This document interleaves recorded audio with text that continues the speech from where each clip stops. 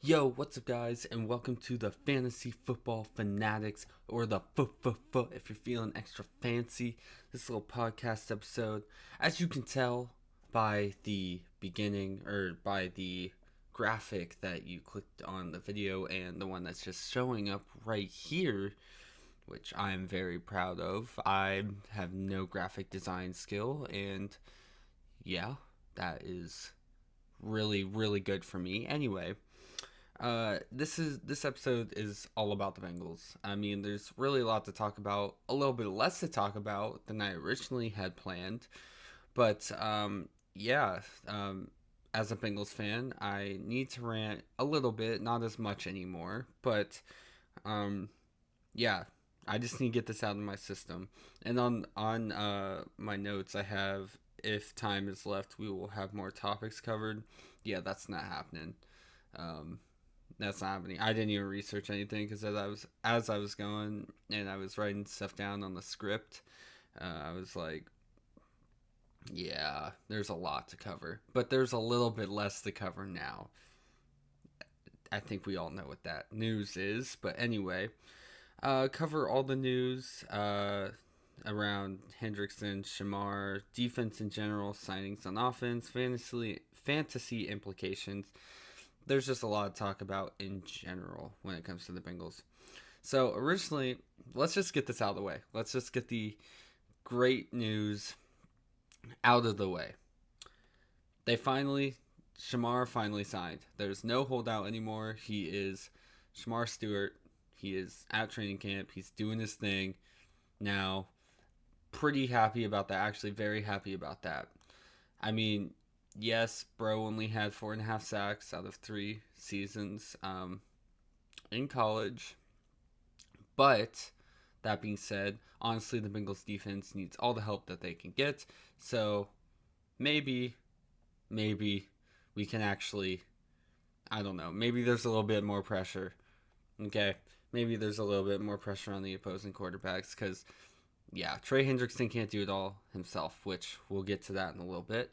But from what I read and heard, the um, the compromise, I guess you could say, between the two was, didn't Shamar get an extra 500K to his signing bonus? I think, and they kept the wording in.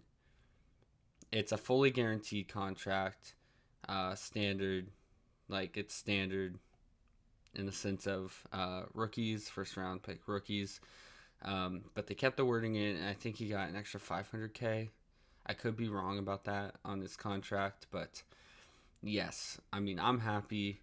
Um, I know quite a couple Bengals fans, since I'm a Bengals fan, um, that are like, okay, now put your mouth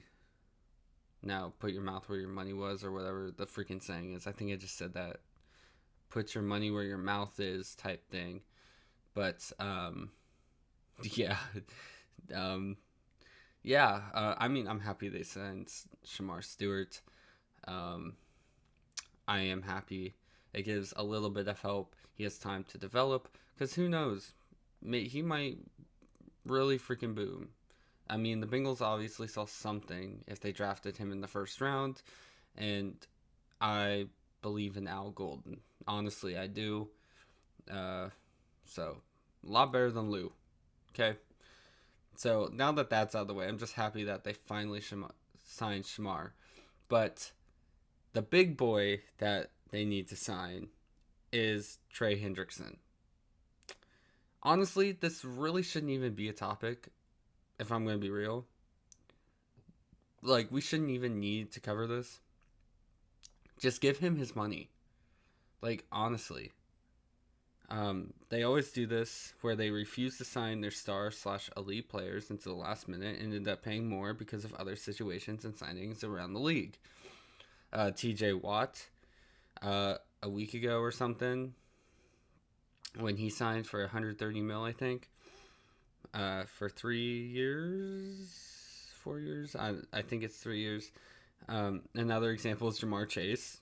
He won the Triple Crown, and then they signed him for a ton of money. So, they would not have had to pay nearly as much. But anyway.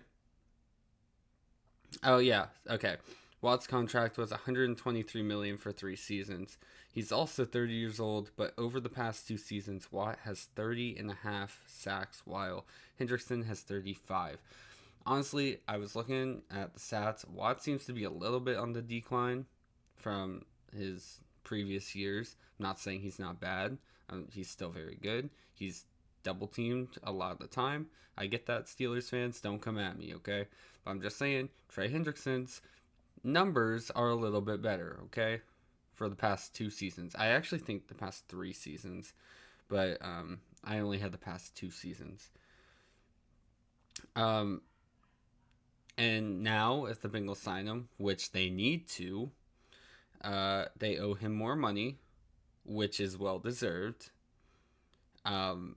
So, and honestly, this is like another team, the Cowboys, but the Cowboys always end up signing their players. I mean, as of late, the Bengals have been signing their players, so that's always good.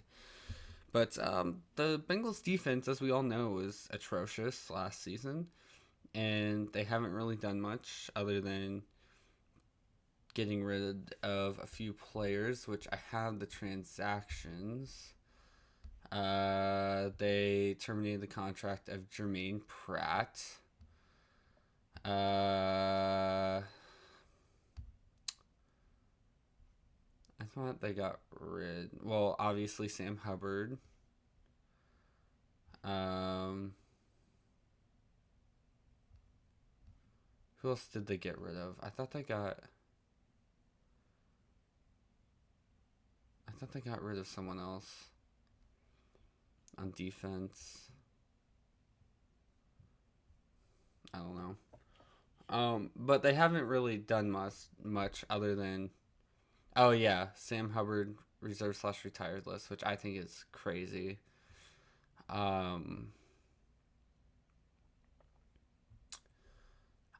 Mike Hilton, Joseph Osai, Cam Sample.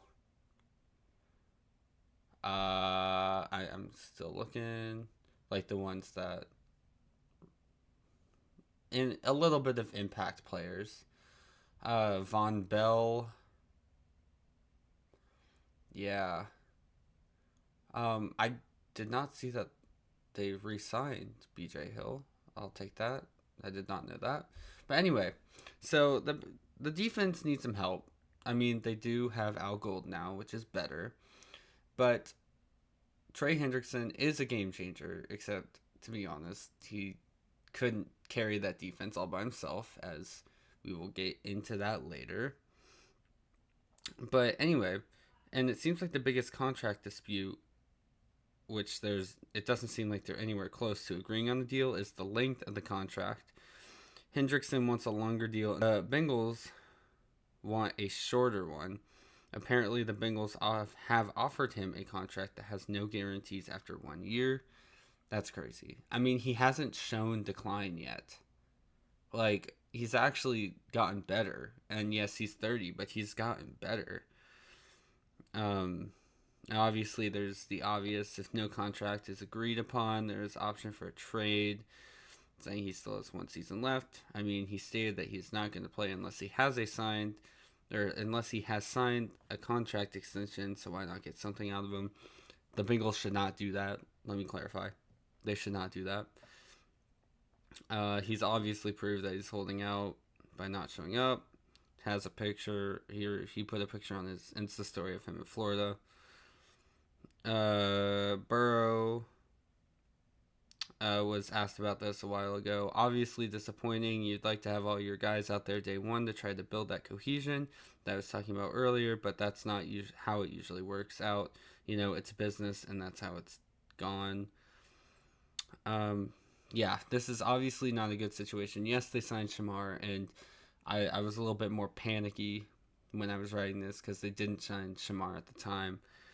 But they need all the talent that they want, or they need talent on the defense, all that they can get if they want to go out and win the Super Bowl. I mean, honestly, the Bengals were a Super Bowl team for the most part last season. Um, they lost all one-score games. One-score games. They lost every single one of their losses, other than against the Eagles, which was by 20 points. But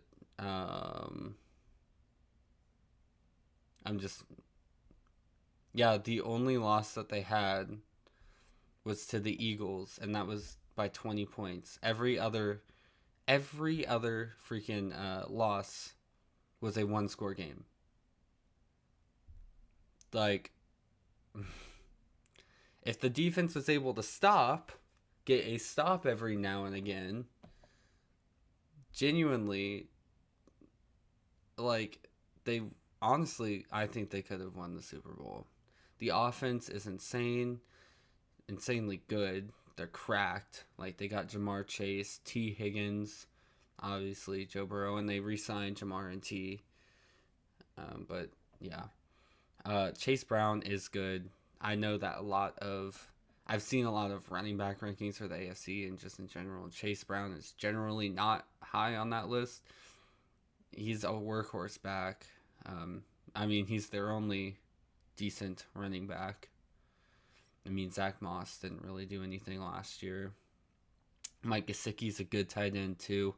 Like, their offense, other than the line, and I don't think the line was as bad last year, which it looks like they drafted Jalen Rivers.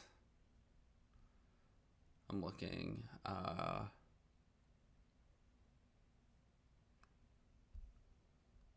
I'm looking to see what other... Oh, I forgot that they signed Desmond Ridder. I'm actually kind of for that, but anyway. Yeah, they've lost all one-score games, other than one game against the Super Bowl winning Eagles. Which, again, if the defense was just at least mid and not absolutely atrocious, I think honestly they could have at least went to the Super Bowl, whether they won it or not. The offense was insane. Joe Burrow was MVP tier. Honestly, he should have. I think that I don't think his stats were better than Josh Allen, because Lamar's were better than Josh Allen, and Lamar don't even... that was such a Mickey Mouse MVP. Honestly, Saquon should have won MVP. I do not think the Eagles would have been nearly as good as they were without Saquon. And so that is truly the definition of the most valuable player. Because clearly he helped the Eagles go to the Super Bowl and win. Obviously. And I think Jamar should have won the Offensive Player of the Year with the Triple Crown. But anyway. Joe Burrow had an MVP tier season, but the only reason why he didn't win is because the defense sucked, which, again, in my opinion, should not affect that. But here we are. Trey Hendrickson, he led the league in sacks, correct? Yeah. But that clearly wasn't enough last season. And so they need as much... Yeah, he did. He led the league in sacks. Yeah, and somehow didn't win Defensive Player of the Year either. I'm not going to lie, the Bengals got snubbed for all those. Joe Burrow got Comeback Player of the Year, right? No. I'm sorry. That felt like an insult. But anyway. Yeah, they need Trey. Just pay him. He deserves it. He's amazing talent. They need everyone that they can on defense. And I bet Al Golden would rather the piece that he's probably going to base the defense around in defensive plays, because the best player on the defense, why would you not use him to the best capabilities that you can? Would probably like to have Trey Hendrickson there for training camp to build that cohesion that Joe Burrow talked about, the chemistry, and to start making plays so the defense can do stuff, you know? So, yeah, the defense is honestly the only reason why the Bengals will not win a Super Bowl. And so just sign him. I'm honestly kind of tired of always talking about contract disputes with the Bengals and their star players. Luckily, lately, they've been getting signed. I hope that's the same with Trey. Not gonna lie. Hope that's the same with Trey. Hope they give in. But just pay him what he deserves. And let's focus on winning games and winning championships. Because honestly, they 100% could if they just had a middle of the pack defense. The offense can do enough. Otherwise, they're just going to lose 54-55 every freaking game. Like, I don't know what they want. But yeah. They actually broke the NFL record. I forgot about this.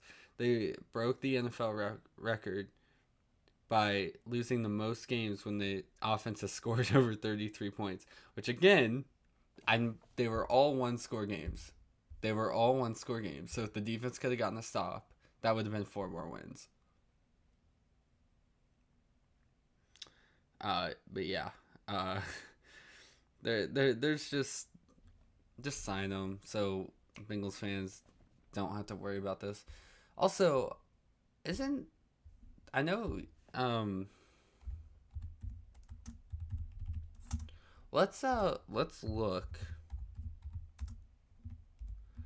at the free agents that the Bengals could also pick up on defense. Rasul Douglas. I mean, he is also entering his age 30 season. Asante Samuel Jr. I thought he was pretty good. Oh, he had a shoulder injury. Mike Hilton, which I really don't think Mike Hilton was bad. I genuinely just think Lou is not as good of a defensive coordinator as the NFL claims him to be. But Mike Hilton's also getting kind of old, so I mean he's older than Rasul Douglas. Zadarius Smith, they don't really need anymore. I mean Jadeveon Clowney. I mean I wouldn't hate. Matthew Judon, Justin Simmons, he's getting older too. Julian Blackman, Kaiser White, Von Miller's a free agent. I thought he signed. Marcus Williams. Did Stephon Gilmore get signed? I know he's obviously on the older side too, but anyway, I guess they should pick up one more piece. They sign Trey Hendrickson and then give another player like. Oh, that was last updated July 1st. Yeah, that's why. Oh, that was June 11th. Okay. Anyway, I might be missing one. I probably am, but yeah. Honestly, just make the defense mid, and the Bengals have a chance for a Super Bowl. I genuinely think they could win it if they can just get a mid defense. Not even great, just a mid defense. And please, for the love of God, honestly, I would take almost anyone in the AFC to go to the Super Bowl over the Chiefs. Okay, almost anyone. I do not want to see the Steelers go. I hate the Steelers. And I have a Steelers fan, a Steelers fan friend. I don't understand how we get along, but we do. I mean, I don't want to see the Browns go to the Super Bowl either, if I'm going to be real. never hear the end of it. Let's think. Obviously not the Chiefs. Not the Chargers. I do not like the Chargers, to be honest. But that's literally about it. I would take anyone else.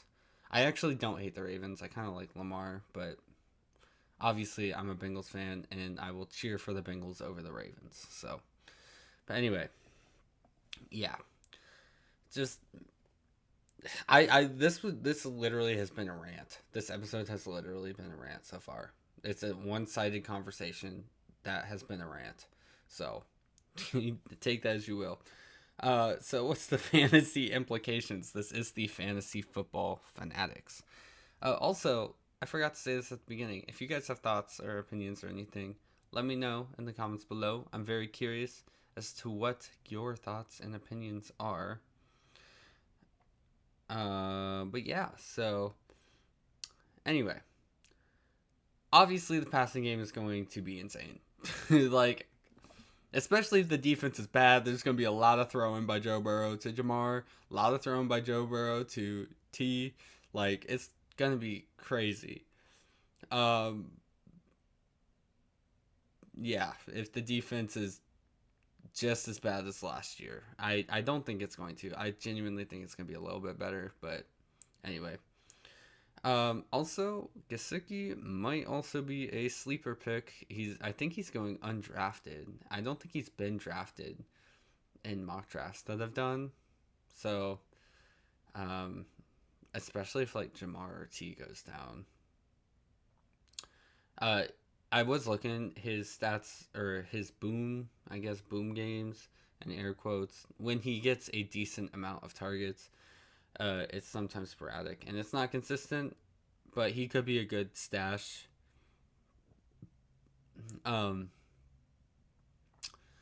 So obviously there's no worry with Joe Burrow, Jamar T. Jamar first overall pick. I'm totally fine with that. I think T is going in the 3rd round. I'm checking real quick.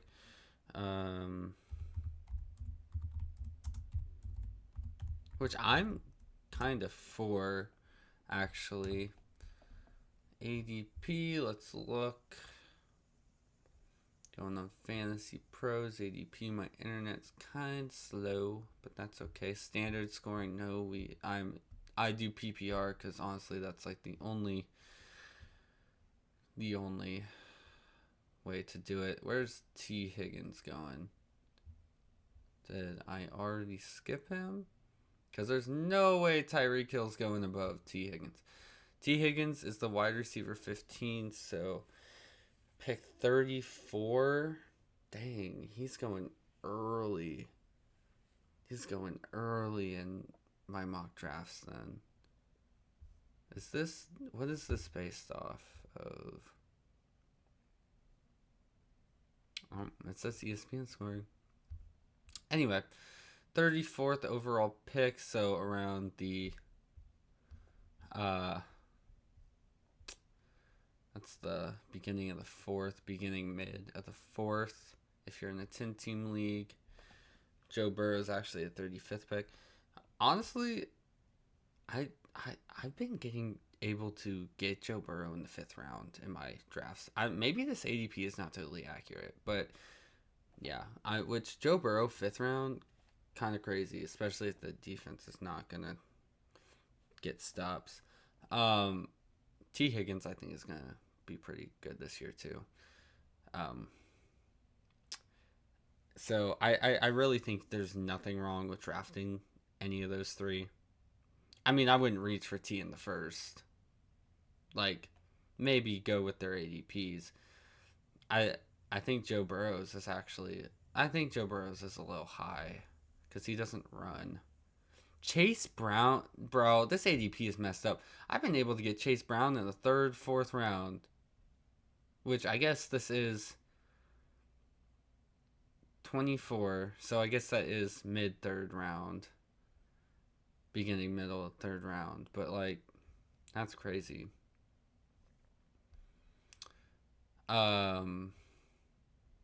Which we'll get to Chase Brown right now. I was super huge on Chase Brown at the beginning because there's obviously no competition for carries. Zach Moss was irrelevant last year. Um, and I mean, Chase Brown has kind of established himself as a workhorse back, in my opinion. He got a ton of carries last season, and that's with a struggling defense. Like, honestly, I don't think the defense can get much worse than last year, if I'm going to be real. So I'm kind of basing these off of last year a little bit because I think that is the floor. So if we look at Chase Brown, I'm looking at how many carries. He had 229 carries last season. Yeah, he got like consistently double digits, like 15, 12, 10, 15, 12, 27, 13, 22, 12, 14, 25, 18, and 20. So his last 3 games that he played, he averaged like over around 20 carries. So I don't know. And that's with a. That is also actually when the Bengals went on a winning run, when they won their last 5 games. He didn't play the last week against Pittsburgh, um, but and that's with the defense like being terrible.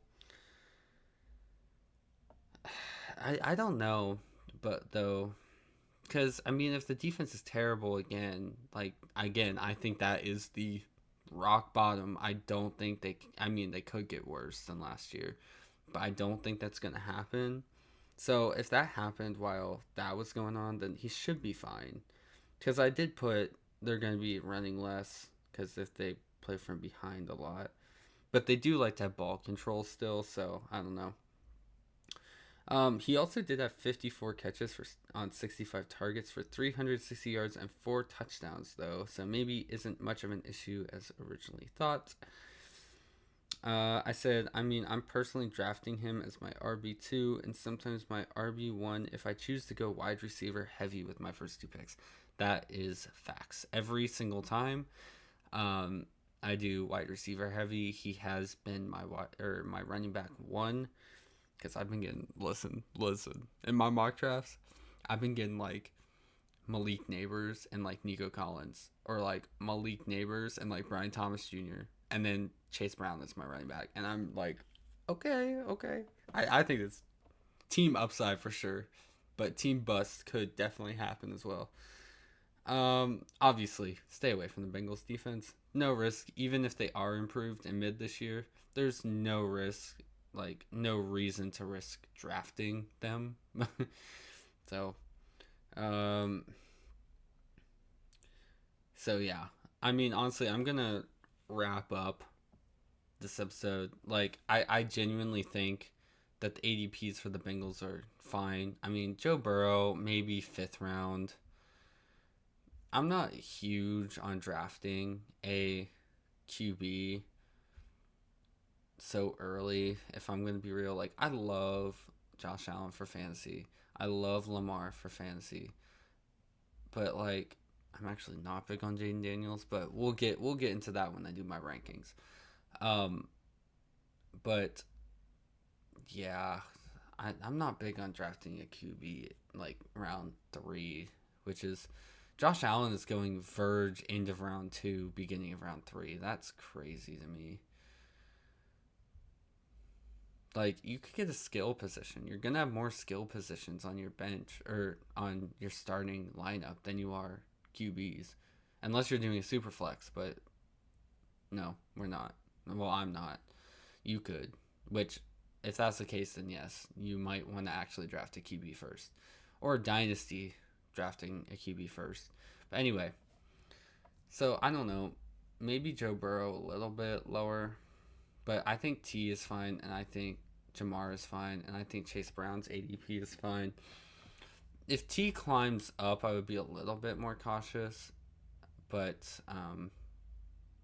and honestly, if Joe Burrow climbed to the 3rd round, I would not take him. Burrow's been injured. He doesn't run, so he doesn't give you a steady floor. So Yeah. But anyway, I'm going to end it with this little statement. 30-minute episode. I think that is pretty good of me just ranting about the Bengals. Again, tell me if one, you watch this and listen to this whole thing, and tell me your thoughts below if you agree, disagree, whatever. Overall, the Bengals could be so good and they are on the verge and they are so close to greatness. And I truly believe that. I genuinely believe in the Bengals and their players. But they need to make the moves and spend the extra money, which we know they have, to get the pieces that they need to achieve the success that we know that they can achieve. The players, the coaches, and the fan base deserves the championships that we know they can win. And I truly believe that. They were so close in 2021. So close.